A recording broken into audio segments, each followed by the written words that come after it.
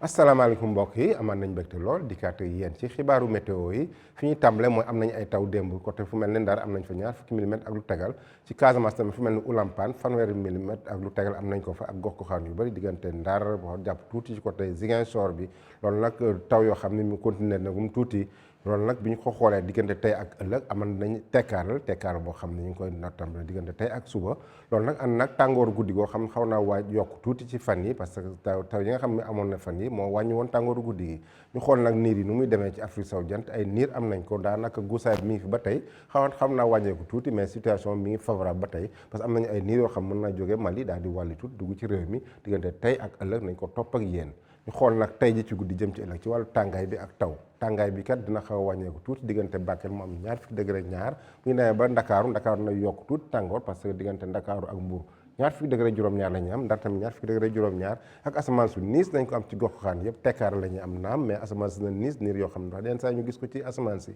ay taw yoo xam ñu xaw a yem diggante Fatick ak Kaolack ay taw tam mën nañ ko xam am ci côté Casamance bi côté Tambacounda Kédougou asamaan su niis nañ ko am diggante Bakel ak Matam Bakel sax mooy gën a tàng ci guddi gi parce que na am ñaar fukki degré ak juróom-ñett ñu xool nag ëllëg lu ñuy xaar ci samedi bi ci wàllu taw tekkaar la ñuy am diggante Ndakaaru Thiès Mbuur ba côté ca kaw côté Fuuta bi tekkaar la ñuy am ak asamaan soo xam ni jant bi na fenk bu baax ci bëccëg bi asamaan su niis nañ ko am diggante Matam ak Bakel ay wis-wis mën nañ ko am ay taw yu xaw yam ñu am ko diggante Tambacounda ak Kédougou bu ñu demee ba ci penku réew mi tamit maanaam soowu réew mi foofu ci côté Casamance nañ fay xaar ay taw côté tàngoor bi fi muy gën a fesee mooy fële ca Podor mu am fanweeri degré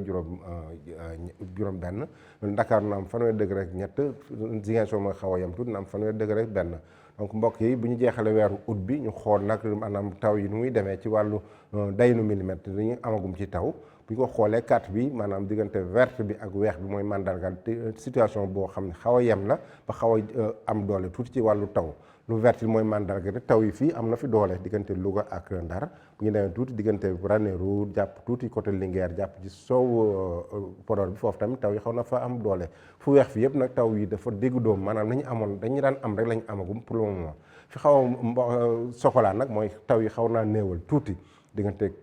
Kédougou jàpp Medina Yoro Fula taw yi xaw na faa néewal tuuti diggante Medina Ndaxaar tamit taw yi xaw na faa néewal bu ñu demee ba ci Goudiri jàpp tuuti Tambacounda Salémata tamit taw yi xaw na faa néewal donc mbokk yi situation boobu la ñu am ci turu directeur général ak personnel bépp ñu ngi leen di ñaanal màggalu jàmm mais nag ci màggal googu tamit bu leen fàtte dem suñu site yi ñu koy yeesal bu baax di leen jox ay xibaar ci yoonu màggal gi ak bi ngeen di dem ci màggal ak bi ngeen di dellu si ANACIM na ko topp ak yéen leen jox xibaar yoo xam ne dañ ko yeesal ñu ngi leen dig daje ba suba ak jàmm wasalaam